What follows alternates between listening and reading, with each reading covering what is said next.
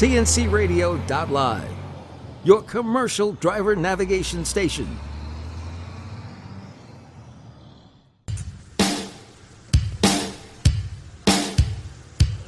Good afternoon. This is TNCRadio.LIVE, and this is the Truckers Network Radio Show with your host, Shelley Johnson. This is the Truckers Network Radio Show on TNCRadio.LIVE. I'm Shelley Johnson, your host. We're all about the news, talk, information, entertainment that drivers want to hear.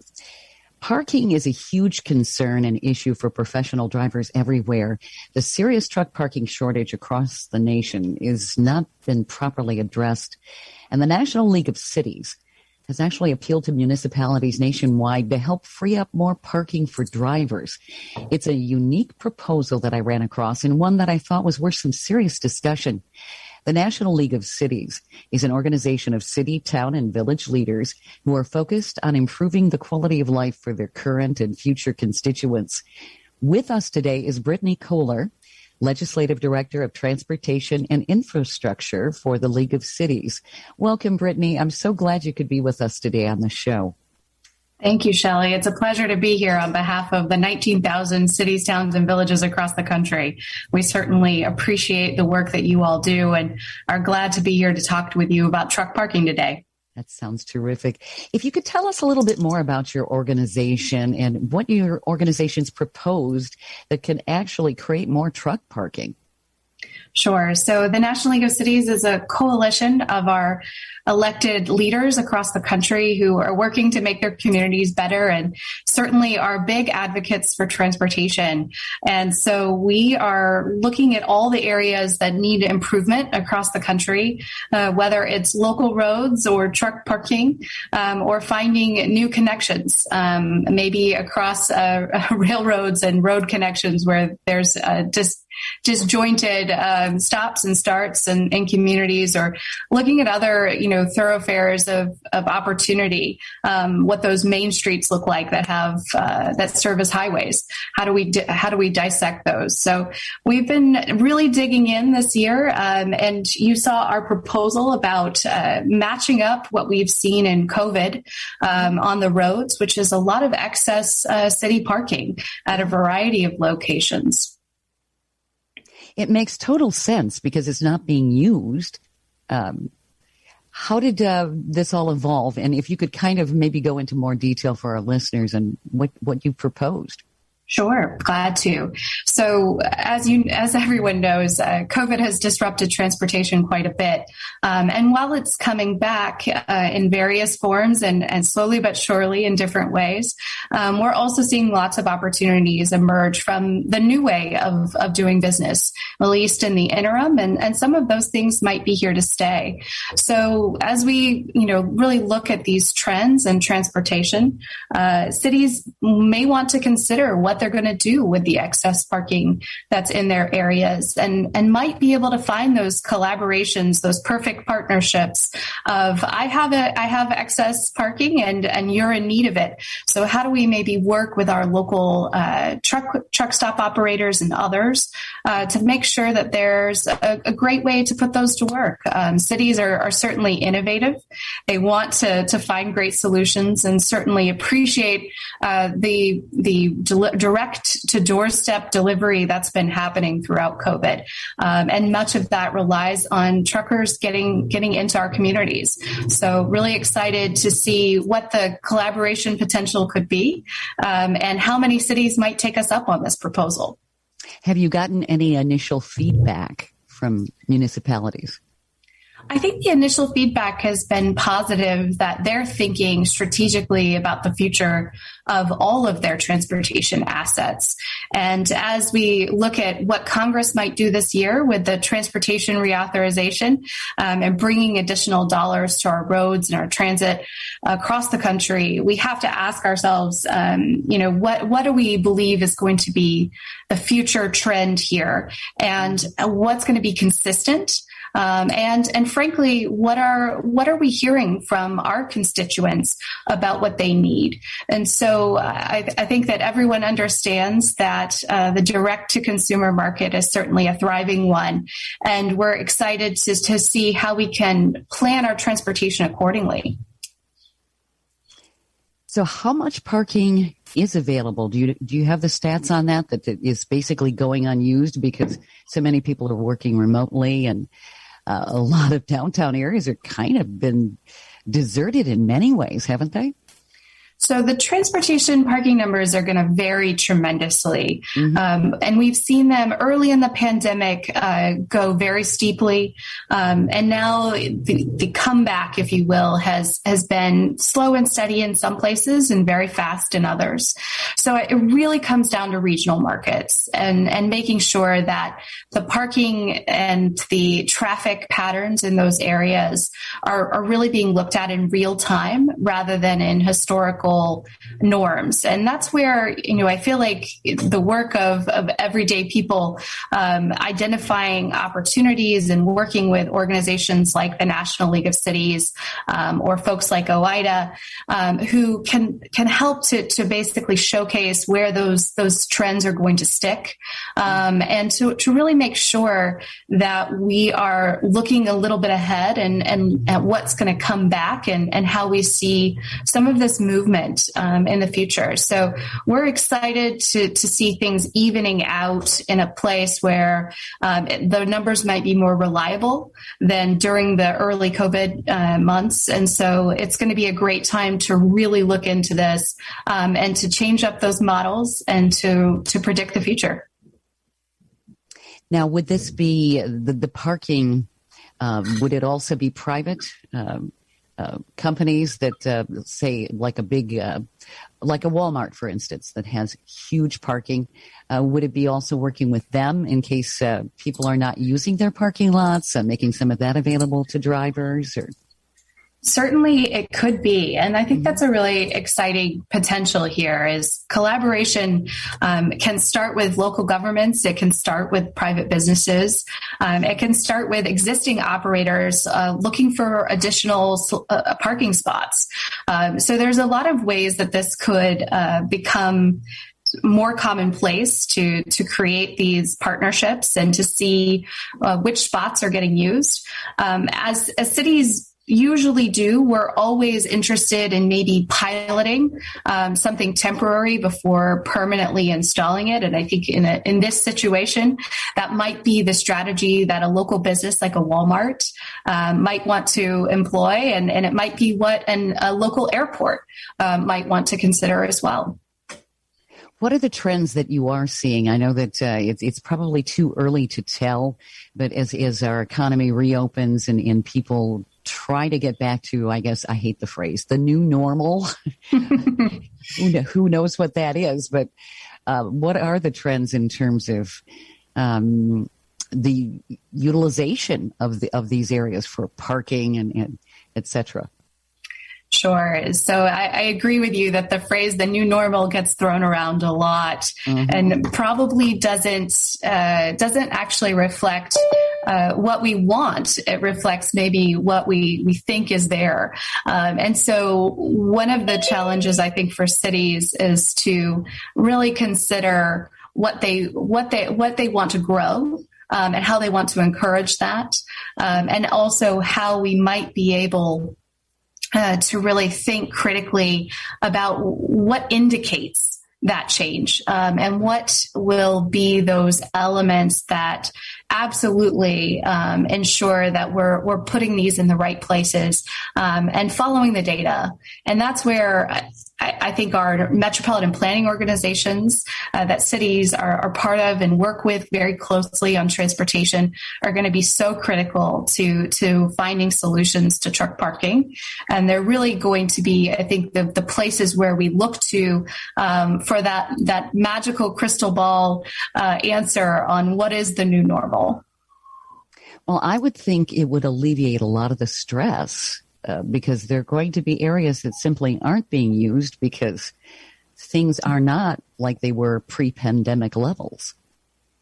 Certainly. And we hope that that's coming for all drivers. The stress and the congestion of our current roadways is not the way that they were designed. And it's not really the intention for every trip to be incredibly stressful. And so as we move forward, it would be really interesting to think about managing that congestion and managing our roadways much differently.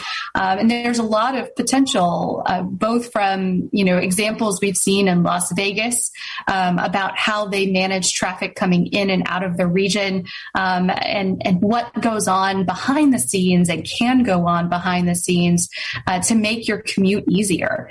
And, places like Stockholm have tried new models that might be interesting to consider in the U.S. So we're excited about how that might work. Well, maybe we can make lemonade out of lemons. I certainly hope so. That would be a nice thing, wouldn't it?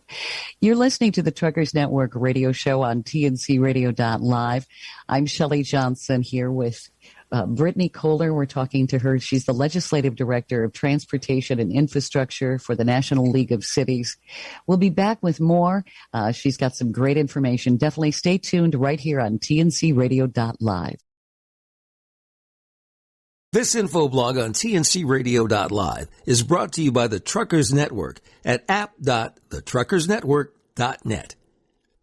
4 things truck drivers need to know about motor truck cargo insurance. Motor truck cargo legal liability insurance, also referred to as cargo insurance, covers the loss or damage to the freight you're hauling. When hauling cargo, there's always a risk that it could be damaged or stolen. While there are no legal requirements to have cargo insurance, it is highly recommended to better protect yourself and the goods you're hauling. What is cargo insurance? Cargo insurance protects you from financial loss if the freight you're hauling gets damaged or lost. In the event of an accident, cargo insurance pays for the amount you're insured for only if the event is covered. Cargo damage resulting from collision, accidents, fire, and spoilage are examples of covered events in most cargo policies. Benefits of cargo insurance. When hauling cargo, someone's paying you to safely deliver someone's assets from point A to point B. The main benefit of motor truck cargo insurance is that you reduce financial loss if the cargo you're hauling gets damaged. Also, purchasing cargo insurance gives you a peace of mind knowing that you're covered if your cargo gets damaged. How is cargo premium determined? The motor truck cargo rate depends on the type of cargo you're hauling. The classifications include dry van freight, flatbed freight, refrigerated freight or reefer, autos, household goods mover, and hazmat. As there are many different cargo classifications for a motor carrier, discuss with your agent the type of freight you intend on hauling. Insurance carriers generally classify motor carriers with the highest commodities hauled. So even if you only intend to haul autos 5% of the time and 95% of the time flatbed freight, your premium will be based on an auto hauler. This is why it's so important to talk with your agent about everything you'll be hauling. This ensures that the policy is written the correct way and excludes nothing that you intend to haul. Nobody wants to be stuck with a cargo claim commodity that's not covered under their policy. Please note that the coverages, limits, and explanations of coverage as mentioned here can differ with every motor truck cargo policy, depending on the type of cargo hauled and carrier requirements. Please discuss what is included and what can be added on or endorsed to your policy or quote with your current agent. What limits are you required to carry? There are many factors that determine the cargo limit a motor carrier should carry. Unlike commercial auto liability, generally the shipper who owns the freight will provide you with a minimum limit required to haul a load for them, not the federal government. The standard limit of cargo insurance for general freight is $100,000, but this limit can differ. For example, if a carrier is an auto hauler, his cargo limit could be anywhere from $150,000 to $1 million depending on the number of autos hauled and the auto's conditions. This info blog was brought to you by the Truckers Network at app.thetruckersnetwork.net. For the latest in traffic, weather, and information, catch the Morning Grind weekdays right here on TNCRadio.live. You're listening to the Truckers Network radio show on TNCRadio.LIVE. I'm Shelley Johnson with my co-host Tom Kirk, who just popped in. He's on the road a lot, so I'm grateful for him stopping in. We're talking with Britney Kohler, Legislative Director of Transportation and Infrastructure for the National League of Cities. And we were talking about truck parking. Tom, you said you might have a question, or are you kind of busy right now? Did you want to? Well, I've got a few, and if I ask a question, it's already been asked, Brittany. I do apologize as I popped in a little bit late today because trucking decided it was going to be difficult, and what should have taken 2 minutes took over 45 minutes, and I'm sure drivers will relate to that. Yes. Which actually does bring up kind of a question. You see a lot of cities around the country, they are building these new warehouse districts because they want to, take place in the freight shipping boom that's going on, whether it's staging for the Northeast or wherever. But then when it comes to truck parking in the area, it's getting tighter and tighter, and they seem to be very reluctant to put in parking. They're like, we want the warehouses, but not the truck parking. I believe Ohio just passed a state legislation that should improve that, where new warehouse districts will have to have a certain amount of truck parking based on the amount of expected traffic. I don't want to go into the details just in case I understand it wrong. But is this something that you're kind of working with both the state and the federal government level to say, hey, we have all these warehouses being built, but the truck parking in those areas is not keeping up? Is that something you're working on? And what can drivers do to become more involved in that process so you know where some of the problem areas are? Certainly. I think that's a great perspective of, as you're bringing in new development, how are cities thinking about what their parking demands are going to be and how those are changing. And that's really what our proposal is meant to do, is to ask the question around what are those changes that need to happen in order to make sure that we don't have a lot of trucks circling the block or waiting in the roadways or even over bridges if that happens. When they could have a parking space that's sufficient to keep them moving and keep them flowing through the warehouse and certainly in and out of the region. And a lot of cities are starting to rethink their parking plans, both for the average car user, but also now I think for the truck parking use as well, as we have a lot more deliveries happening even in our neighborhoods. And so we're going to be thinking about what the strategic changes are going to be in the next few years to continue to make sure that we're meeting those needs. I think from our perspective, anything that makes this more seamless and certainly keeps idling to a minimum helps everyone. And so we're really invested in making sure that our cities are in working order, and that includes truck parking. It makes absolute sense. And I'd heard that there were even some issues. People want their Amazon Prime delivery, but then they don't want to have the truck parked briefly, like in an urban area, to run in and make that delivery. How are cities working around that? Sure. So there's a lot of pilot projects that had started before COVID looking at temporary delivery spots where you could pull in and make that delivery order, get that Uber Eats package, all of those good things. And so those experiments, those pilots, if you will, I think some of the early results are going to come back and show us that there's a lot of opportunity to really expand those and think about those for the future in a post-COVID world. So I would expect that we should see more of that. And I think for truckers who are interested in getting more involved, to Tom's point, being present and asking for what you need is certainly very helpful. And anything you can do to provide us more information as cities or through associations like OIDA, you will give us a lot more information that we can act on. And that's really important. There were some surveys that were done a few years ago that are a little bit old now, that showed some needs throughout the Chicago region, into the Northeast and the Atlanta region. So excited to follow up and see if those data points are holding, and then what it might tell us about what's next. So Tom, what do you and other drivers need?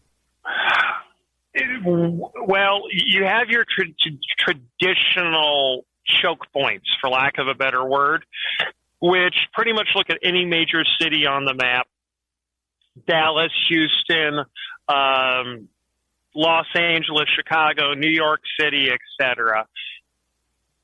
There is rarely enough parking. I know I used to do New York City almost every day, and if you weren't lucky to get out of New York by 2-3 in the afternoon and catch a place at the Vince Lombardi fairly early in the day, between all the other trucks coming out and the local trucks, there was a good chance you weren't going to find one for that evening, and you'd have to go on average 70 to 80 miles away, which, depending on the time of day and traffic, could be 1.5 to 3 hours. So, with a lot of sitting in traffic, stop and go, et cetera. But we're now seeing new bottlenecks happening. Places like Allentown, Bethlehem, Pennsylvania, down around the Carlisle, PA area, where they're putting in all these new warehouses, and the truck parking's not expanding big enough. Now, you've got a few cities like Elmira, New York, who has got, found some, and this goes back a few years, but they have gotten creative and says, hey, we got this city lot that's not really being used. We're going to charge drivers a reasonable fee, and I don't know exactly what it is, so I don't want to say what they call reasonable.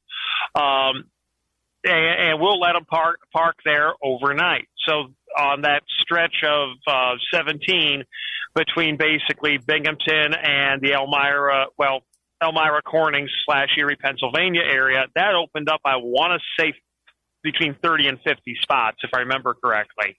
So that's something positive that some cities are doing. And as a driver, I'll be honest, I don't really like having to pay parking for a variety of reasons. I'm fortunate that my company does reimburse me. A lot of drivers are not. But this could be a revenue stream for cities, and I hate saying that R word. But I think if it's kept reasonable, $10 a night to help with some of the maintenance, things like that, drivers may be more willing to pay that. But when you look at some of these new bottlenecks that are coming up, it's becoming a real problem. And I think there's a lot of new places because of how fast these warehouses are going up for future expansion, whether it's for Amazon delivery or whatever. Parking between COVID, the new warehouses and everything else, it seems like every few days it changes. Patterns that have held true for years are all of a sudden thrown out the window. So I know that's another frustration for drivers.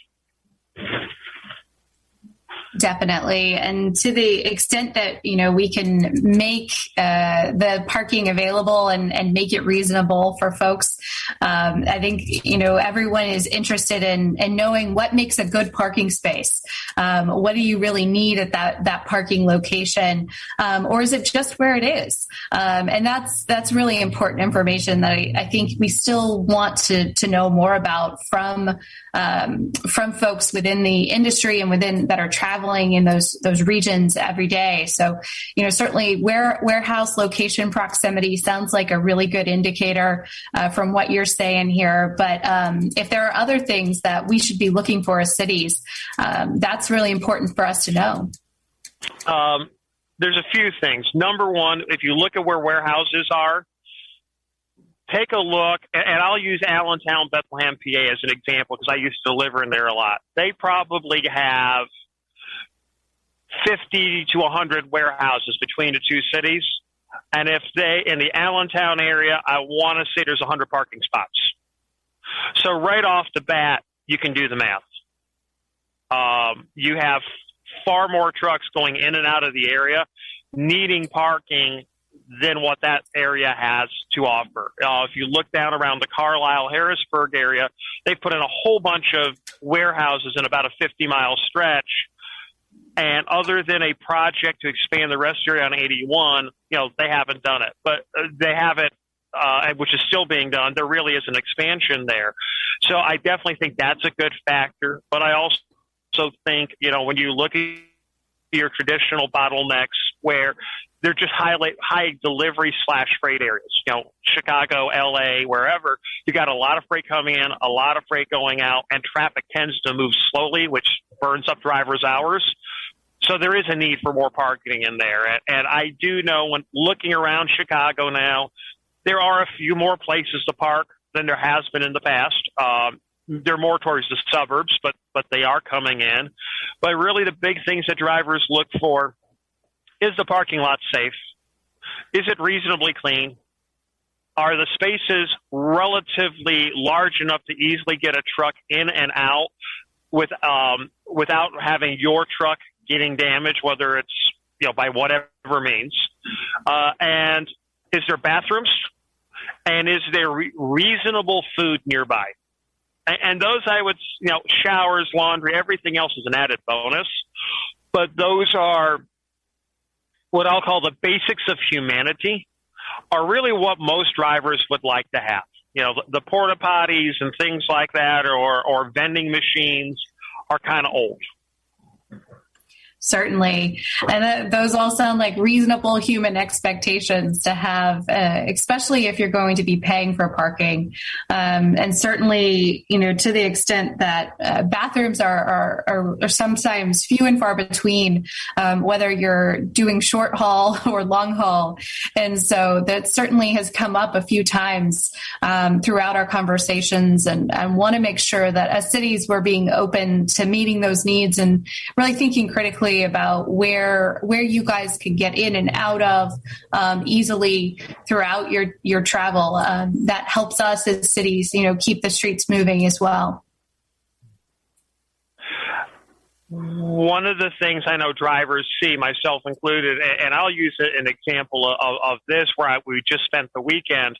Now, on the weekend, Jim's truck stop up near Buffalo and Cheektowaga has a fair amount of parking. But next door is an old Kmart parking lot where they tore the Kmart down, and a lot of the parking lot has been, blocked off.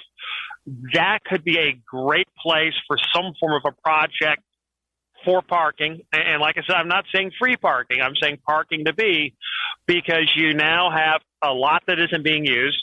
You've got an existing truck stop with facilities right next door. But you see a lot of these old abandoned shopping plazas in our travels or shopping malls that are not being fully utilized. They're becoming Amazon warehouses or whatever it is. And that just seems like it's a great opportunity for someone to go, hey, instead of sitting here, rotting, for lack of a better term, we're at least getting some use out of some of the facilities.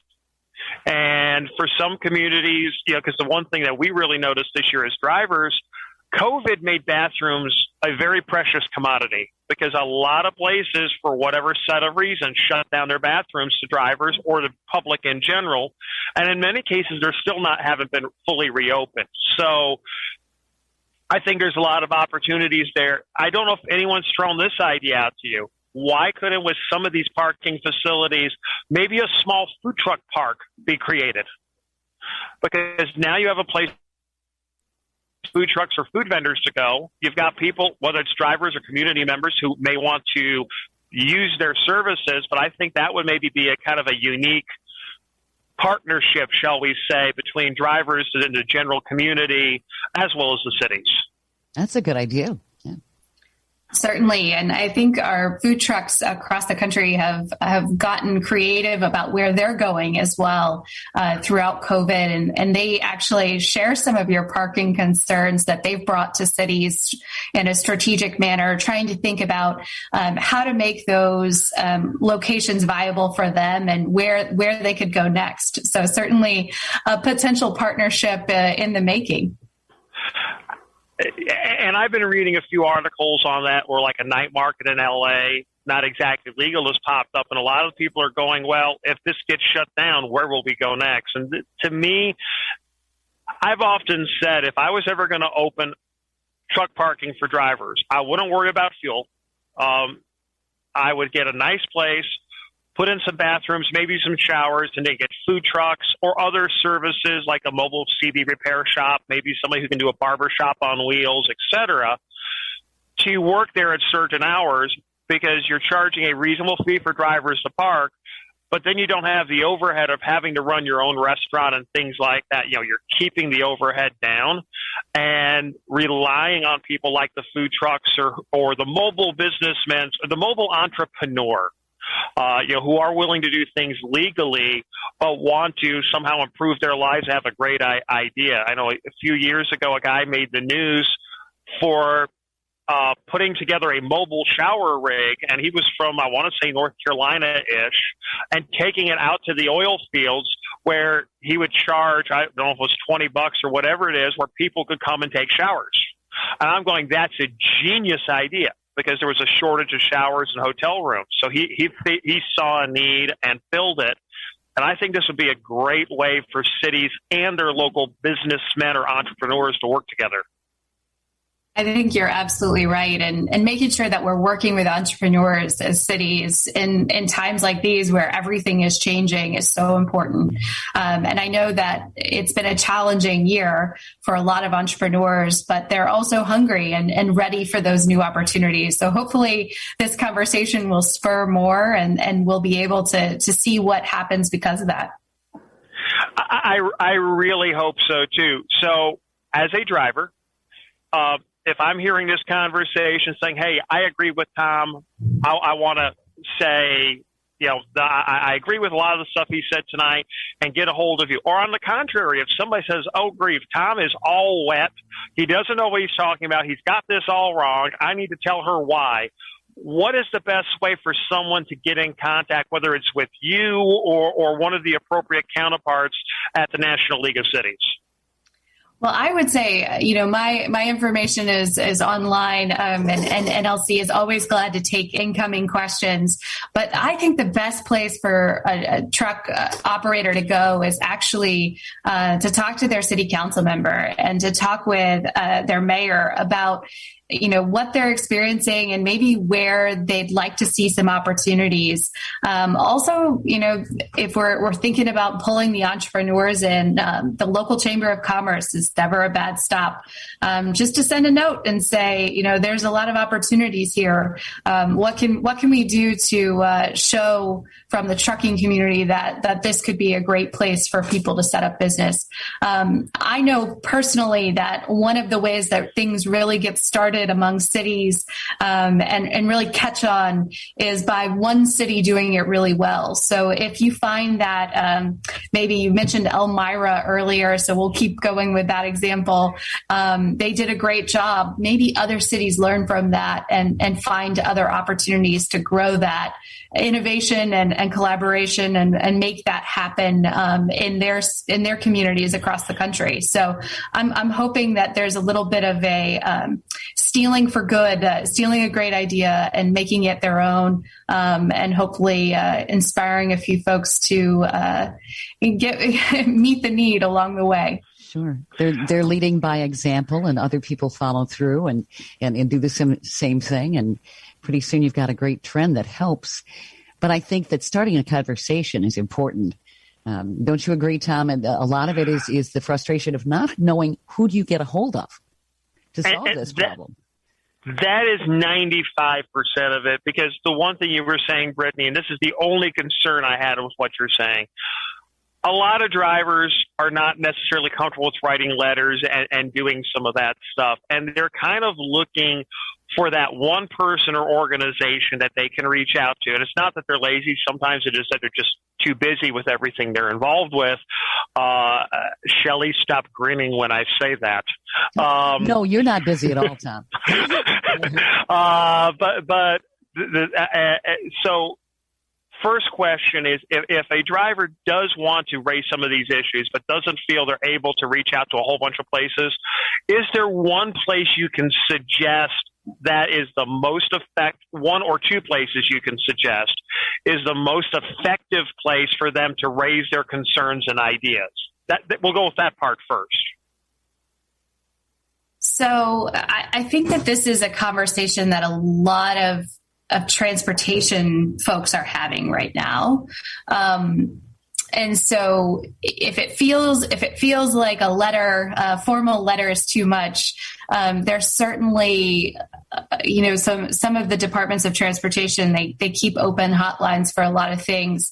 Maybe that's an alternative, but I would say, we're excited about meeting the needs here in a real way, that takes into account what COVID has done on the streets, that takes into account what we want to see moving forward. And Congress is working on a very significant legislative package right now that is likely going to include things like encouraging truck parking, that could include things like really thinking critically about our freight corridors and including local governments in part of those conversations. Sometimes they forget that, where people park and where people are headed is actually right in the middle of a downtown or even in the suburbs. And so we're really excited to see what they're going to put forward this month and next month. That they've told us that they're going to put together this bill by Memorial Day. So we might have something to really latch onto and maybe talk a little bit more about as either cities or as truckers. And that's super important. Maybe a sense of direction, addressing some of the frustration that I think a lot of drivers have been having with different issues that just seem to not be addressed. And it's wonderful that you're there talking to Congress, too, as an organization so that they can be aware of what's really needed, too. You're listening to the Truckers Network radio show on TNCRadio.LIVE. I'm Shelley Johnson here with my co-host Tom Kirk. We're talking with Britney Kohler, Legislative Director of Transportation and Infrastructure for the National League of Cities. Stay tuned for more great information coming. This info blog on TNCRadio.LIVE is brought to you by the Truckers Network at app.thetruckersnetwork.net. Everything truck drivers need to know about sleep apnea. Sleep apnea is an issue that affects 1 out of 3 truck drivers. Truck drivers who drive tired may be unaware of how much their lack of sleep affects their driving. The National Highway Traffic Safety Administration attributes 2.2% of all driving accident fatalities to drowsy driving. Well, there's not a law in place that requires truck drivers to get testing for sleep apnea. If you suspect you have sleep apnea, stay with us to learn more about sleep apnea and how it can affect truck drivers. What is sleep apnea? Sleep apnea is a potentially serious sleep disorder that causes you to have pauses in your breathing or take shallow breaths during sleep. It's an extremely common issue that affects millions of people in the United States. If you snore loudly during the night or still feel tired after a full night's rest, you might have sleep apnea. According to the Mayo Clinic, the main types of sleep apnea are obstructive sleep apnea, the more common form that occurs when throat muscles relax; central sleep apnea, which occurs when your brain doesn't send proper signals to the muscles that control breathing; complex sleep apnea syndrome, also known as treatment-emergent central sleep apnea, occurs when someone has both obstructive sleep apnea and central sleep apnea. Symptoms of sleep apnea. According to the Sleep Foundation, all 3 types of sleep apnea share certain common symptoms: disrupting breathing, in which a person's respiration can become labored or even stop for up to a minute at a time; excessive daytime sleepiness; morning headaches; irritability; limited attention span, or difficulty thinking clearly. Many of these symptoms arise because of poor sleep and decreased oxygen levels that occur as a result of interrupted breathing. Some additional symptoms are connected to obstructive sleep apnea: snoring, including snoring that's especially loud and involves gasping, choking, or snorting that may cause a person to briefly wake up; morning sore throat or dry mouth; frequent need to wake up to urinate. Causes and treatment options for sleep apnea. Sleep apnea occurs when the airway becomes blocked while sleeping. Here are some common causes of an increase in airway blockage: being overweight, sedative medication, alcohol, family history of sleep apnea, smoking cigarettes, sleeping on your back, nasal congestion. If you suspect you have sleep apnea, reach out to your doctor to get a treatment plan going. Avoiding treating your sleep apnea can result in losing the ability to operate a commercial motor vehicle. Most often, treatment plans will require you to have a CPAP machine in your truck. The CPAP machine helps pump oxygen to you while you sleep. In addition to using the CPAP machine, your doctor may recommend exercising, losing weight, or using different oral appliances that help hold open your airways. As a truck driver, it's crucial to take care of yourself because trucking is such a difficult and demanding job. At times, it can be challenging to take care of your health. Sleep apnea is a real issue in the trucking industry. We encourage all drivers to be aware of the symptoms and to get help if they suspect they have sleep apnea. This info blog was brought to you by the Truckers Network on app.thetruckersnetwork.net. Need a better driving job? Go to TNCRadio.LIVE/driver-info.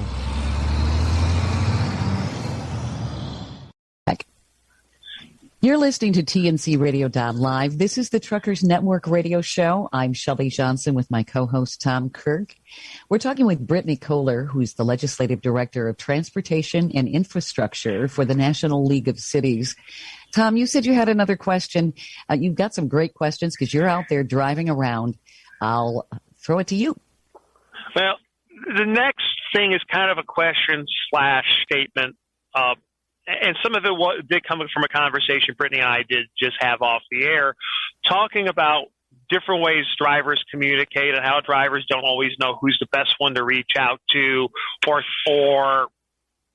feel comfortable for a variety of reasons in reaching out. So, one, Brittany, you did mention how easy some of the electronic ways are to communicate, and if you could explain that in just a second. But two, would you and the National League of Cities being open if drivers work with groups like the SPTC, Real Women in Trucking, OIDA, among others, where they could communicate some of their concerns and thoughts to them, and these organizations work with you to be a dialogue. So they're kind of like a mediator or a gathering place of all this information, and then work with you. And maybe some individual drivers may get chosen as well for some, if not all, of these conversations. And maybe, because I think the thing is, there's the perception is government and lobbyists don't really want to listen to drivers. And I think you're telling us the exact opposite is true. I think that's exactly right. You'd be surprised, Tom, at how much elected officials care about what goes on and how they can be helpful. I know for local officials in particular, they don't spend their volunteer hours, their dinners and weekends doing community events because they don't care. They actually really do. And many local governments have installed all types of communication opportunities. If you are trying to communicate on Twitter, or if you want to just call a helpline, or if you want to put your name into a form and get an email back, cities are getting really savvy about meeting people where they are and making sure that they're getting good input. So hopefully it's getting easier to talk to those folks. I know that sometimes people feel like it can be a black hole.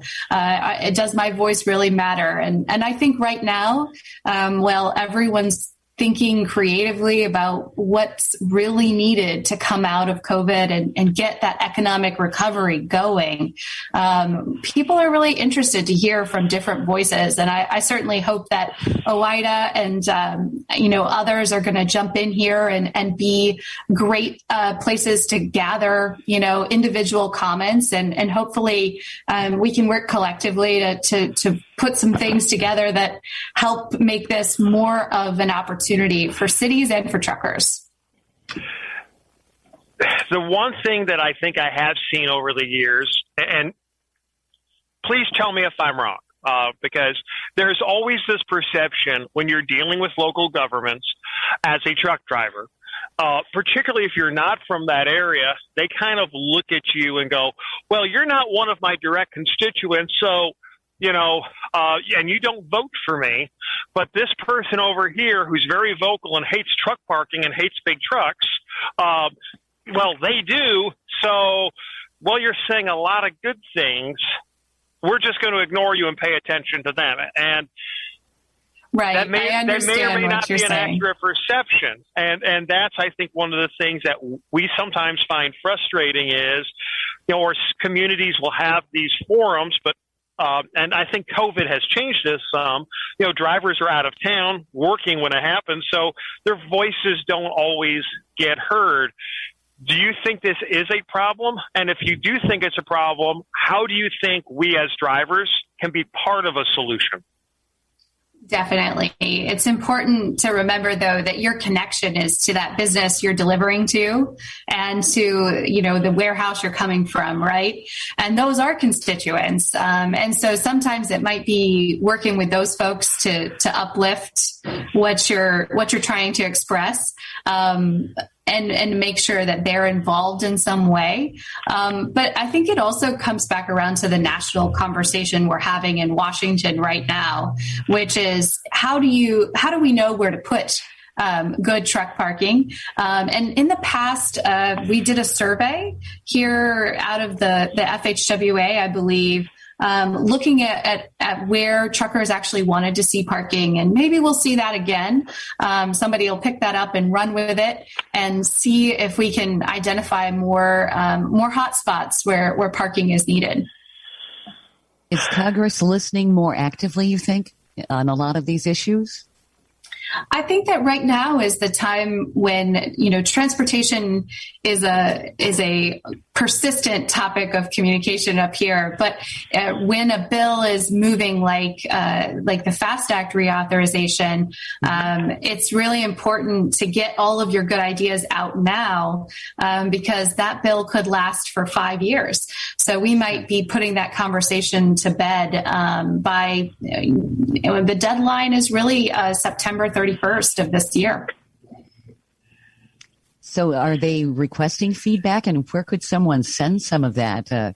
Obviously, it seems rather cumbersome to a lot of people to reach out to Congress, but they're supposed to listen.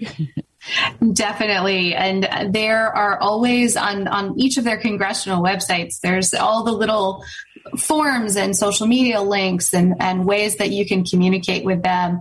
But I think the most important thing is to make sure that you actually take that step of asking for what you need as a business owner, and as someone who's going on the roads every day.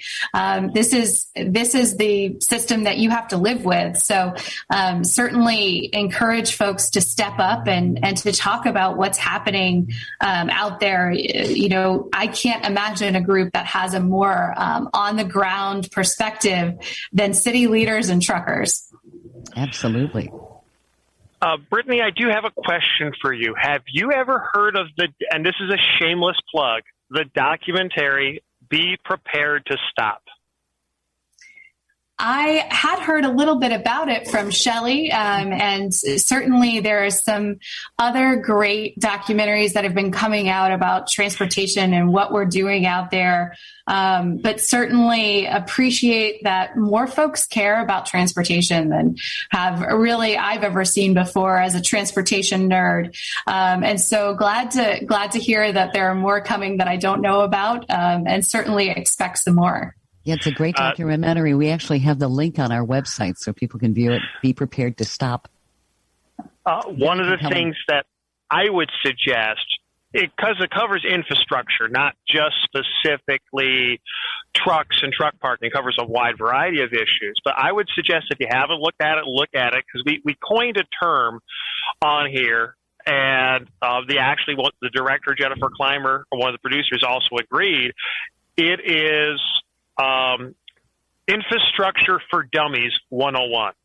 For somebody who really doesn't understand how everything ties together, whether you're a professional driver or just a local community person, and even though this is about 5 years old, it's still just as valid today as it was when it was put together. Yeah. So this could be a great resource for cities to possibly show to their residents saying, hey, this is why all of this matters. This is why this spending or these taxes or putting in this truck parking matters. So that is something that may be worth it. Like I said, it's a shameless plug, but it may be worth looking into to see if that could help you with some of your goals. Thanks for the recommendation. I'm always interested to check out new things like that. So we'll take a look. I give it 5 air horns. So 5 out of 5. But the last thing, because I know we got to be getting near wrapping up. We have about 2.5 minutes. Last question I have, and we kind of hit on this. If you had one message you'd like to leave with drivers about the value and how to express to our leaders, groups like lobbying groups like yourself, et cetera, about the importance of truck parking and how to communicate where it's needed, what would you like to tell them? I would say that right now we've seen COVID disrupt transportation in such a dynamic way that if there are things that have been festering and causing you trouble every single day, now's the time to say something about it. And I call it good complaining. And it's the hope that, through telling it like it is, and sharing that with the folks who are supposed to fix it, that we actually can see things get a little bit better, and make sure that we're not, just doing the same old status quo, but that we're really thinking critically about what's next. And I would hope that, truckers and city leaders across the country take advantage of this moment to be a little bit out there. Go ahead, make your call to Congress, make your call to your city official. Think about what you want, and if you're sick and tired of being stuck in traffic or not having a place to park, now's the time to say so. So people are more willing to listen maybe, and there could actually be some light at the end of the tunnel for drivers. That's encouraging. I certainly hope so. It's one of the reasons I wrote this proposal, to really open the conversation with our cities in a larger way, and glad that you all picked this up and are excited to maybe continue the conversation and encourage drivers to keep after this and make it something that we can actually change. I think your proposal is very innovative, and it definitely caught my attention. And I think it's very good that you did reach out, because the conversation needs to be started, and we need to solve some problems for drivers across the board. I really appreciate you spending your time with us, Britney, on the Truckers Network radio show. We've been talking with Britney Kohler, Legislative Director of Transportation and Infrastructure for the National League of Cities. We've been talking about truck parking and various other issues that drivers confront, and definitely reach out to the people she's talked about, because now's the time. You've got issues out there about driving and transportation. People need to know. You're listening to TNCRadio.LIVE. Stay tuned for the Evening Surge coming up. The info blog on TNCRadio.LIVE is brought to you by the Truckers Network at app.thetruckersnetwork.net. A truck driver's guide to balancing work and home life. Truck driving is hard and demanding work. Becoming a truck driver means spending many hours and days on the road. You'll sacrifice a lot for your trucking career. For many long-haul truck drivers, it's hard to separate life at work from life at home. Learning how to have a balance between home life and work life is essential if you want to have a long-lasting career in trucking. Check out our guide to balancing work and home life for truck drivers. Get enough sleep. Getting the recommended amount of sleep each night is a rare thing for truckers. Although sleep may be difficult for truckers because of the uncomfortable way of living, it's essential to their well-being and safety. Start prioritizing sleep and make a sleep schedule. Set an alarm for a certain time and turn off all electronics and get your much-needed sleep. Not enough sleep can make life on the road miserable.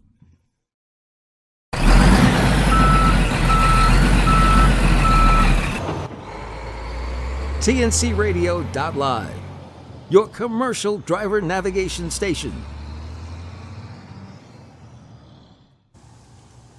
Hi, this is Tom Kelly, managing partner of IMSICO, LLC, doing business as TNCRadio.LIVE. The website TNCRadio.LIVE and any content or podcast related to the website are copyrights of IMSICO, LLC, copyright 2021. All rights reserved.